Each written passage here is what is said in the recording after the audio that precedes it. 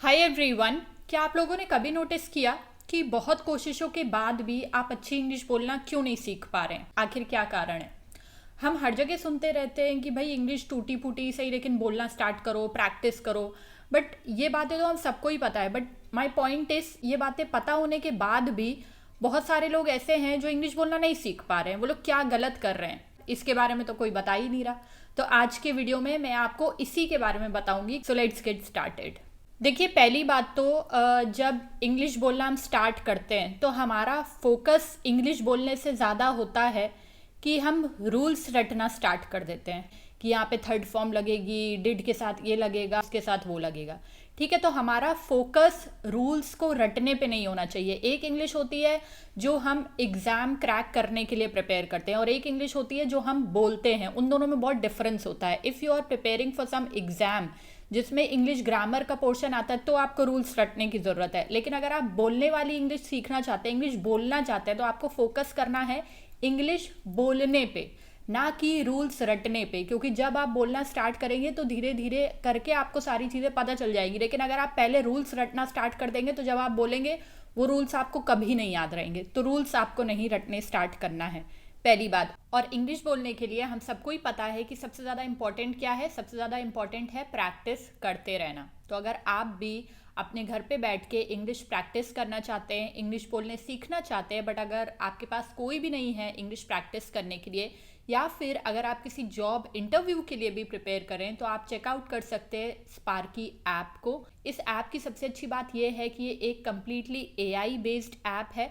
तो यहाँ पे कोई भी ट्यूटर्स नहीं बैठे हैं आपको जज करने के लिए। आप फ्रीली बिना किसी हेजिटेशन के यहाँ पर बोल सकते हैं, बात कर सकते हैं। और स्पार्की आपको इंस्टेंटली करेक्ट भी करता है। तो अगर आप कुछ गलत बोल रहे हैं, है ना, तो स्पार्की आपको इंस्टेंटली उस पर फीडबैक देगा।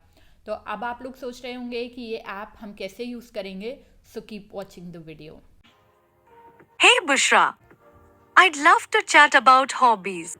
What do you enjoy doing in your free time? I like to enjoy dancing, singing, reading, etc. Did you mean to say, I enjoy dancing, singing, reading, etc.? When we talk about things we like to do, we usually say, I enjoy instead of I like to enjoy. What kind of music do you like to dance or sing to? I would like to dance to Bollywood songs. Did you mean to say, I like dancing to Bollywood songs?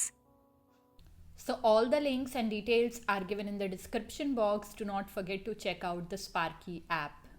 दूसरी बात, मुझे नहीं पता कि ये logic किसने बताया था, ये फॉर्मूला किसने निकाला था कि रोज़ सुबह उठ के डिक्शनरी में से 5 इंग्लिश के वर्ड्स याद करने लगो। ठीक है, कब तक आप याद करोगे? आपका फोकस है कि आपको इंग्लिश बोलना है कि आपको इंग्लिश कहीं पढ़ाने जाना है फॉरेन वगैरह में।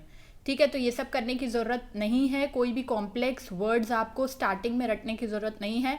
आपको जो सिंपल वर्ड्स आते हैं, जो नॉर्मल वर्ड्स आते हैं, प्लीज़ गो विद दैट। ठीक है, एक्स्ट्रा ऑर्डिनरी बनने की आपको ज़रूरत नहीं है।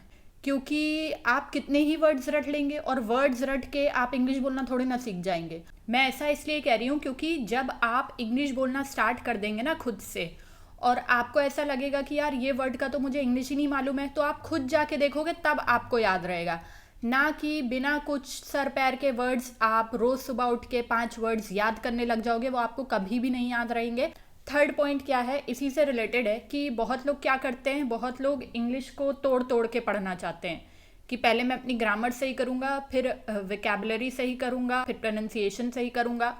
तो ये चीज़ नहीं करनी है। इंग्लिश को कभी भी हमें तोड़ तोड़ के नहीं सीखना है, इंग्लिश को हमें एक साथ सीखना है। इंग्लिश को आपको बोलने स्टार्ट करना है, वो भी जोड़ के, अलग अलग हिस्सों में इंग्लिश को तोड़ के कभी भी नहीं पढ़ना है। उसके बाद द नेक्स्ट थिंग इज़ कि बहुत लोग जो है स्टार्टिंग में जब इंग्लिश बोलना स्टार्ट करते हैं तो वो बहुत वरिड होते हैं एक्सेंट को लेकर। ठीक है, अभी ये बहुत ही कंट्रोवर्शियल टॉपिक है। एक्सेंट जो है हर कंट्री के लोगों का अलग होता है। ठीक है, अगर आप देखेंगे ब्रिटिशर्स को तो वो हमारे जो नाम है वो अच्छे से नहीं बोल पाते हैं हमारे नाम, लेकिन फिर भी वो इतना प्रेशर नहीं लेते कि उनको हमारे जैसे प्रोनाउंस करना है। जैसे कोई भी नाम है, मरियम फॉर एग्जाम्पल, तो फॉरेनर्स मैरियम ऐसे बोलेंगे, लेकिन हमारा क्या दिक्कत है, हमारी ये दिक्कत है कि हम उनका एक्सेंट पकड़ने की कोशिश करते हैं। फॉर एग्जाम्पल हम टावल बोलते हैं, ठीक है, मैं तो टावल ही बोलती हूँ, ठीक है, और ब्रिटिशर्स कुछ टोल बोलते हैं, तो ज़रूरी नहीं है कि हम वही बोलें। तो आप अपना इंडियन एक्सेंट में बोल सकते हैं, ज़रूरी नहीं है कि आपको एकदम ब्रिटिशर वाला एक्सेंट लाना है अपनी इंग्लिश में, वैसा कुछ इम्पॉर्टेंट नहीं है। उसके बाद अगली बात हम लोग करें तो अगली बात यह है कि बहुत सारे लोग जब इंग्लिश बोलना स्टार्ट करते हैं, इवन मैं भी अपना पर्सनल एक्सपीरियंस बता रही हूँ कि जब मैंने इंग्लिश बोलने स्टार्ट करा था तो मुझे ऐसा लगता था कि इंग्लिश बहुत जल्दी जल्दी बोलने से सामने वाला ये सोचेगा कि मुझे इंग्लिश आती है। अगर मैं अटक अटक के बोलूँगी तो उसको लगेगा कि मुझे इंग्लिश नहीं आती है। So that is a bad thing to do. आप इंग्लिश बोले या हिंदी बोले, फॉरगेट अबाउट द लैंग्वेज। आदत की मैं बात नहीं कर रही हूँ, लेकिन अगर आप इंटेंशनली इंग्लिश में बात कर रहे हो और आप जल्दी जल्दी बोलने का ट्राई कर रहे हैं और आप एक बिगनर हैं, तो चांसेस है कि वो सेंटेंस आप गलत बोल दोगे। गलत बोलने से अच्छा है कि 1-2 सेकंड का पॉज लेके बोल लें, वो उतना चलेगा।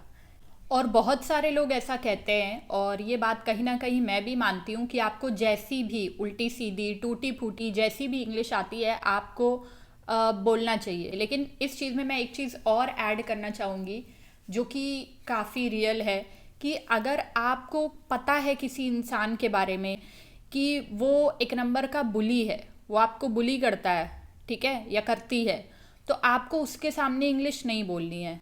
रीज़न बीइंग कि हो सकता है कि वो आपको कुछ बोल दे या उस मोमेंट पे बुली कर दे, तो आप बाकी लोग जो आपको बुली नहीं करते, आपका अच्छा चाहते हैं, जो आपको जेन्युइनली करेक्ट करेंगे इंग्लिश बोलने पे, आप उनके सामने भी इंग्लिश ना बोलें। अगली बात अगर हम लोग ये करें तो मुझे लगता है कि द हिंदू जो न्यूज़पेपर है वो काफ़ी सही न्यूज़पेपर है और आप उसको ट्राई कर सकते हैं स्टार्टिंग में। उससे क्या होगा कि आप डेली जो करंट अफेयर्स हैं उससे भी अवेयर रहेंगे, आपको इंटरेस्ट भी आएगा। और जो द हिंदू न्यूज़पेपर है वो काफ़ी सही न्यूज़पेपर है। एक्चुअली उसको समझना थोड़ा सा डिफ़िकल्ट है, ठीक है। मैं ये इसलिए आपको कह रही हूँ कि आप न्यूज़पेपर पढ़ेंगे तो आपको इंटरेस्ट भी आएगा, और आपको जो वर्ड्स नहीं समझ में आएंगे आप उसका मीनिंग सर्च करोगे, तो वो एक अच्छा चीज़ रहेगा अगर आपको अपनी इंग्लिश बोलने इम्प्रूव करना है। तो बहुत बार ऐसा होता है कि जब हम इंग्लिश बोलना स्टार्ट करते हैं तो हम ये इंग्लिश हमें बोलना है, इंग्लिश हमें सीखना है, उसको एक बहुत बड़ी चीज़ बना लेते हैं अपने माइंड में ही, ठीक है। और एक फियर सा आ जाता है हमारे दिमाग में कि पता नहीं हम बोल पाएंगे या नहीं बोल पाएंगे।